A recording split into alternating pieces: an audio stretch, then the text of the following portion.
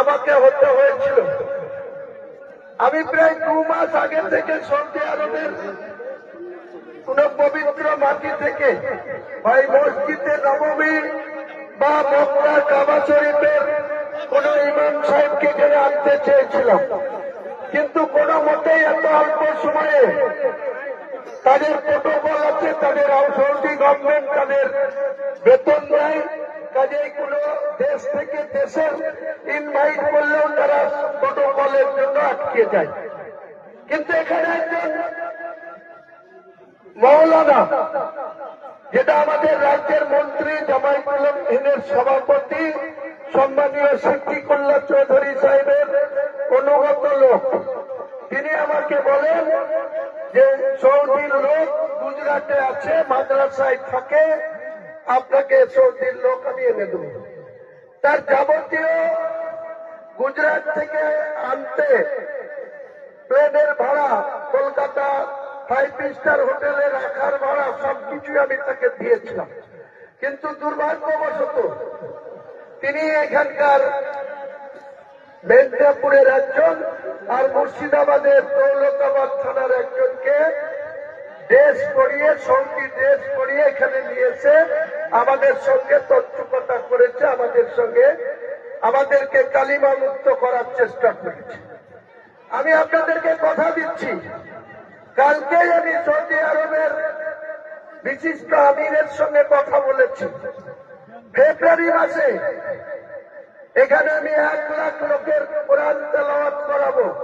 কোরআন তর্জমা করে বাংলাতে বোঝাবেন 1 লাখ লোক। তার মধ্যে 90,000 বাংলার হাফেজ মৌলানা কারি থাকবেন, আর আমাদের বাংলার বাইরে থেকে 10,000 আনবো। 1 লক্ষ লোক এখানে জমায়েত করা হবে।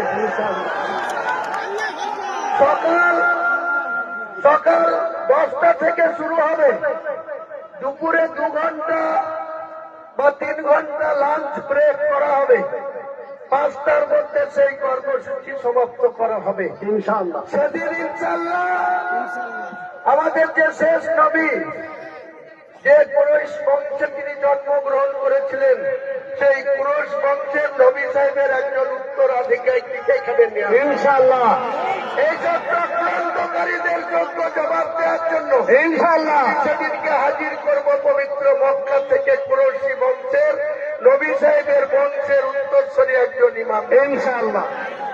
কালকেই কথা হয়েছে, কাজেই কোন চক্রান্ত আপনারা যদি এইভাবে, যেভাবে আপনারা বিনা দাউতে, বিনা ইনভাইটে, বিনা আপ্যায়নে, যেভাবে ইসলামকে আরো শক্তিশালী করার উদ্দেশ্যে এই মাঠের মধ্যে আপনাদের প্রচুর আল্লাহর ঘর থাকতে, মসজিদ থাকতে, আপনারা যেভাবে সেই মাঠের মধ্যে, জমির মধ্যে আজকে এসছেন, আপনাদেরকে আমি মহান আল্লাহ তাআলা এত খুশি হয়েছে, তাহলে আপনারা এইভাবে জমায়েত হতেন না। আগামী দিনে আমার সঙ্গে থাকবেন। আমি ভারতবর্ষের 40 কোটি মুসলমানের সম্মান, ইজ্জত কেউ যদি না দিতে চায়, আমাদের অধিকার, আমাদের পবিত্র ঈমান আমরা রক্ষা করে যাব ইনশাআল্লাহ। কোন কেউ শত্রু নয়, আমরা অমুসলিমদের কোন বিরোধিতা করতে যাব না, কিন্তু যদি আমাদের পবিত্র ইসলামকে কেউ কালিমামুক্ত করতে চায়, আমাকে প্রতিদিন খুনের কল আসছে, প্রতিদিন খুন করে দেওয়া হবে বলছে। আমি আল্লাহকে দেখিয়ে রেখেছি, এর জন্য যদি আমার মরণ হয়, আল্লাহ যদি সেটা লিখে থাকে, আমি সশরীরে আল্লাহর দিকে চলে যাব ইনশাআল্লাহ। আপনাদেরকে এই কাজ সম্পূর্ণ করতে হবে, এই কাজের দায়িত্ব নিতে হবে। আমি সব সময় আল্লাহ, আমাদেরকে সৃষ্টি করার মালিক আল্লাহ, আমাদের মউতের মালিক আল্লাহ, আমাদের রিজিকের মালিক আল্লাহ, এই জায়গাটা আমরা সবাই একমত হয়ে ইনশাআল্লাহ। আসসালামু আলাইকুম। আচ্ছা, আজকে আমাদের প্রথম জামাত এখনই শুরু হবে। প্রথম জামাত শেষ হওয়ার পর একটার পরে আবার নতুন করে খুতবা এবং দ্বিতীয় জামাতও হবে ইনশাআল্লাহ। শান্তভাবে থাকবেন বসুন। এইবার কেউ আওয়াজ লাগাবে না। এইবার 1 মিনিট ভালো করে শোনেন। কেউ আসবেন না এখানে সামনে। এবার আমি আপনাদের কাছে অনুরোধ করছি বাবা, হুমায়ুন কবির ভাই যা বললেন শোনেন, সবাই বসে যান। 1 মিনিট আল্লাহর ওয়াস্তে নিজের দোকান বন্ধ করুন, সকলে বলুন। এবার খুতবা শুরু হয়ে যাক। এবার খুতবা দাও, যাও খুতবা দিতে লাগো।